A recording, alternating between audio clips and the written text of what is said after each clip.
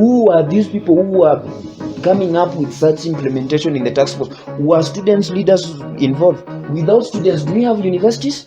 We don't have universities without students.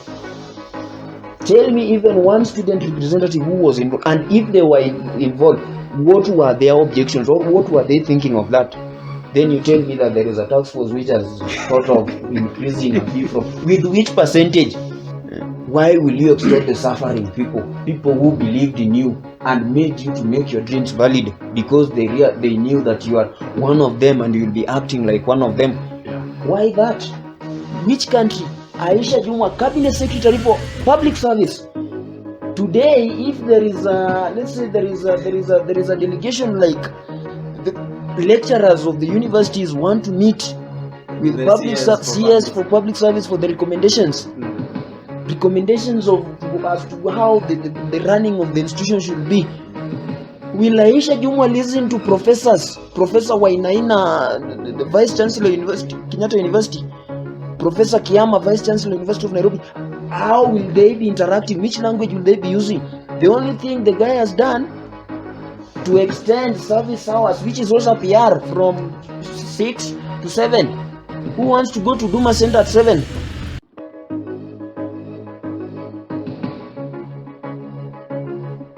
And today we have, let me call him Comrades Think Tank. Sure. Why did you give yourself that name? Thank you, by the way. How the name came to existence has some mystery part of it.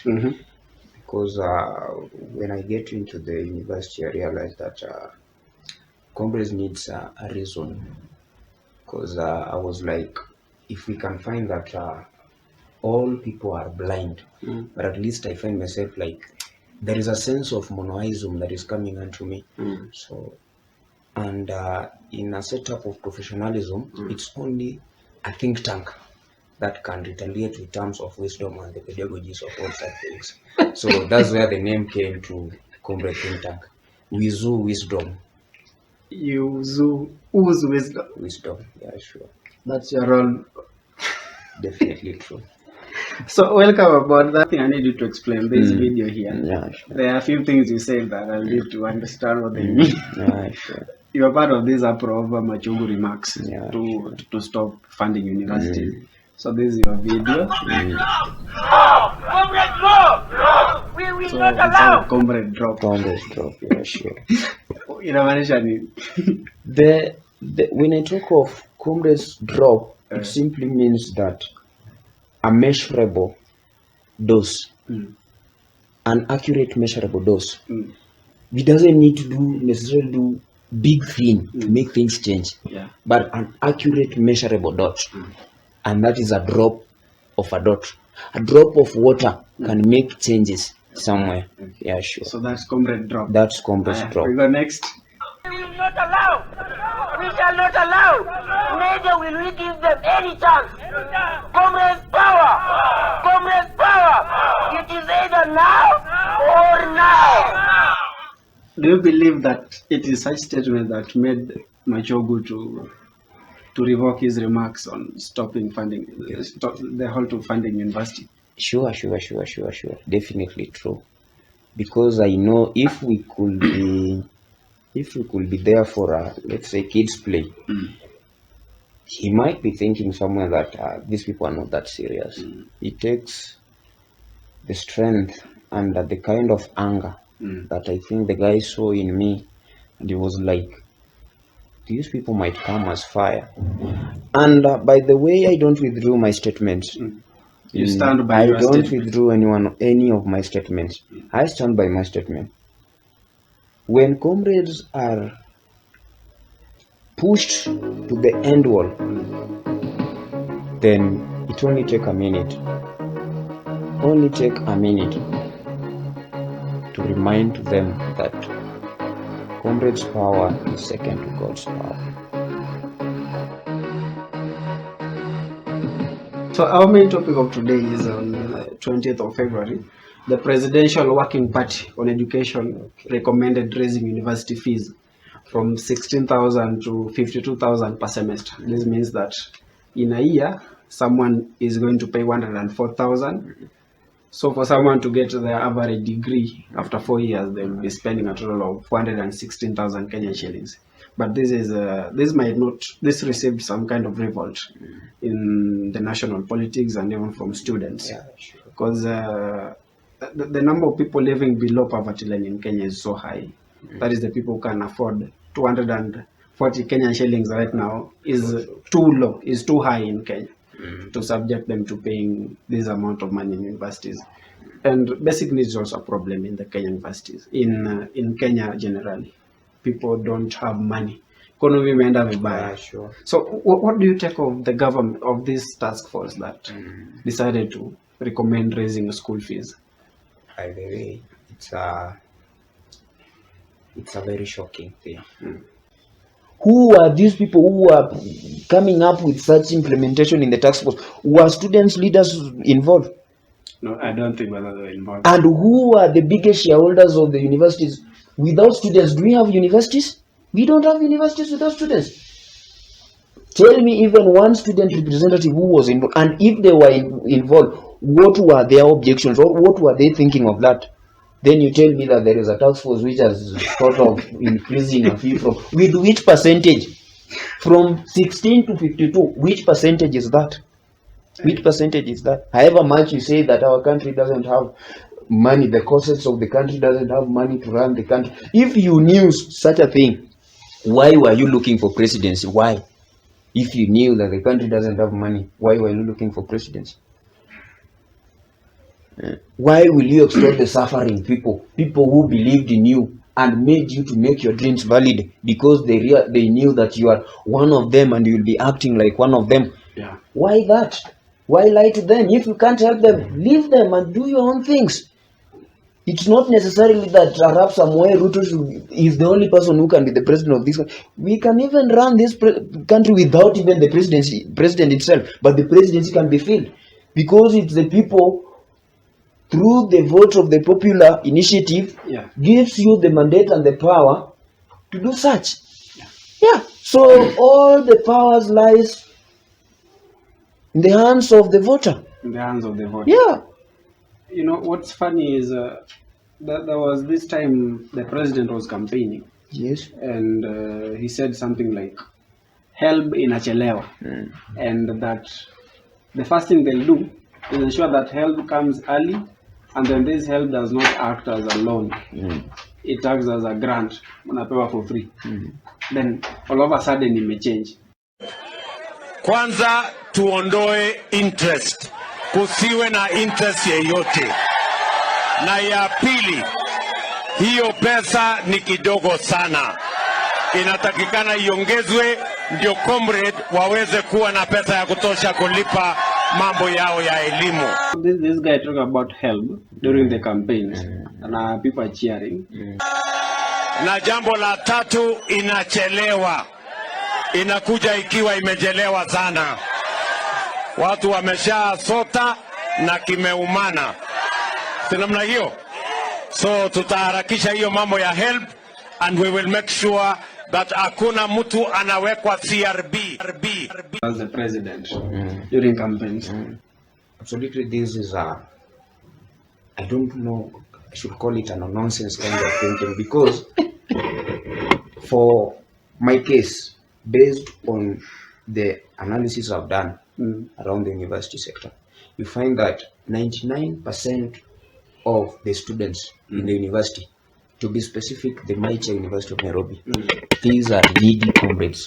So the only thing that puts them at the University of Nairobi is the intellectual capacity, the wisdom that they have gained, the intelligence kind of mind that they have. That's what put them there. Do you feel like he's not up to the task to manage the state? Definitely true.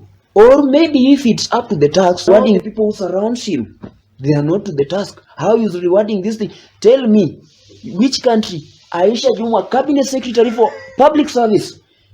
Today, if there is a, let's say there is a delegation, like the lecturers of the universities want to meet with The public CS for public service for the recommendations. Recommendations of as to how the running of the institution should be. Will Aisha Jumwa listen to professors? Professor Wainaina, the Vice Chancellor University, Kenyatta University, Professor Kiama, Vice Chancellor University of Nairobi. How will they be interacting? Which language will they be using? The only thing the guy has done to extend service hours, which is also PR, from 6 to 7. Who wants to go to Duma Center at 7? Who wants to go to Duma Center at 7? Wow. You see? Office How some- will she explain herself? So what the guy is definitely doing is taking people who he can control, people whom he has control over them. I used to hear that he is a hustler. He is a guy who came from grass to grace. But how he's doing his things right now, I don't think if he reasons to that way. Because what I believe, the task force itself, they are also parents. They have students. But maybe what differentiates us from them, or what differentiates the groups of the people who are trying to cry as if this is a matter of concern, it's the difference of the class of turbulences, the commoners and the class of the mighty. So they want to rule in the way of the mighty. But I don't think if the mighty will become a majority, if you want to rule. This is a third world country. And for you to rule a third world country, you have to know the needs of your people. Raising school fee from 16,000 tuition fee to 52,000, meaning that if you do a total summation of those things, it comes around 104,000 Yeah. per academic year. Yeah. For the courses that someone is not even sure of, that after doing, I'll secure a job somewhere. Yeah. This Some is, people don't have jobs after graduation. it's a total nonsense. And it's something that needs a call, an echo, to be refused and objected by all manners, by all aspects. It's not something that we should sit down and keep laughing or be calm. I do say that sometimes people do use other people's silence.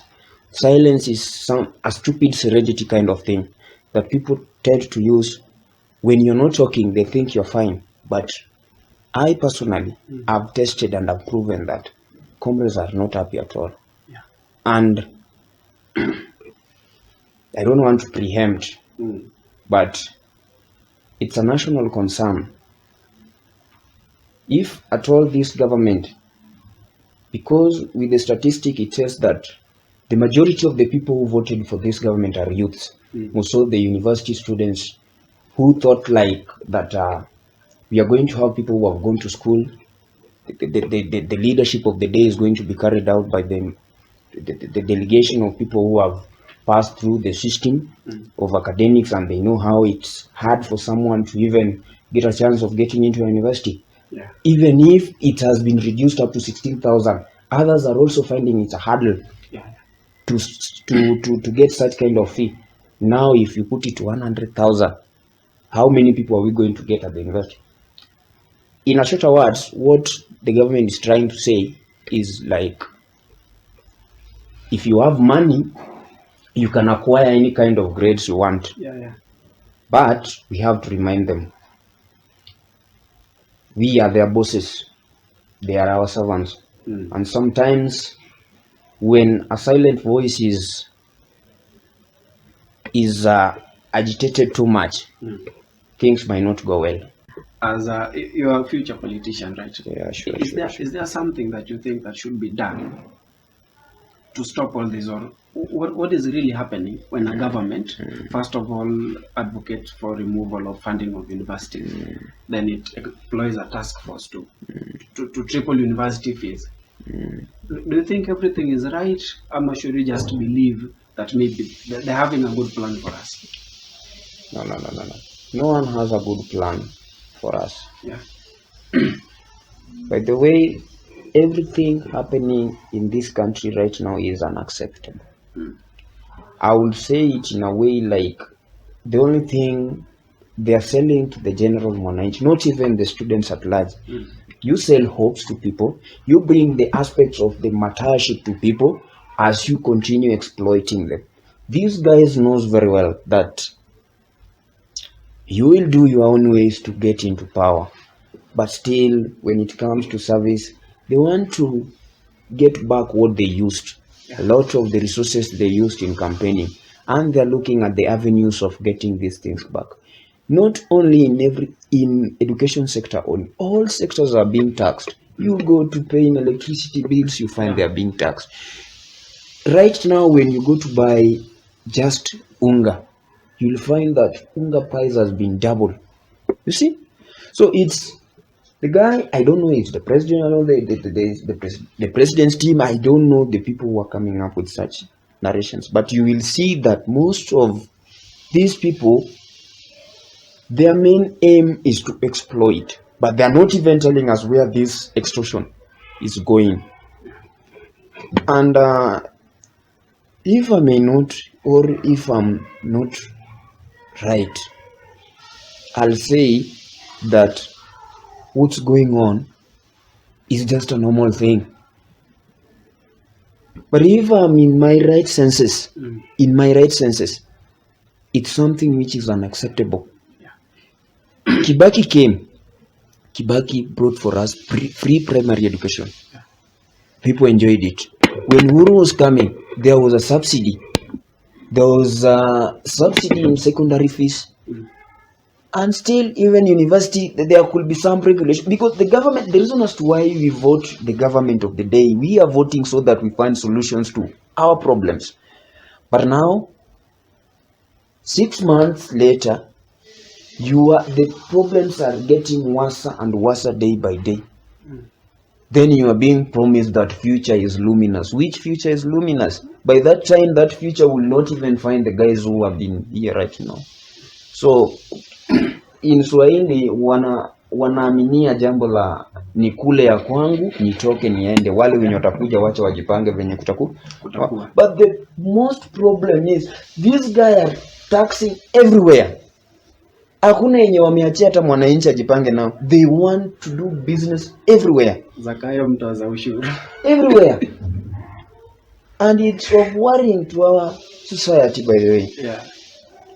And I do tell people, no one will wake up and start telling you how to do things. Yeah. No one will wake up and tell you this is right and this is wrong. We have our own eyes, we have our own ears. We can even smell bad thing and good thing. It's either we stand for our country, but as we are standing for our country, we start with at home, back at home. Do you believe that the government does not have an idea of what it's doing? Like, an idea, wao wako tu hapo tu kwa kukuza pesa and everything. Definitely, let me tell you something. Yeah. That not that they don't have an idea. The problem is that they know very well that when you get into a government, we utapanga vipindi, panga kipindi yako, get what you get out, don't think of the people you're leaving behind. Yeah. And that's what is happening. But the worst of all, I don't know even the advisor of the state, the advisor of the president.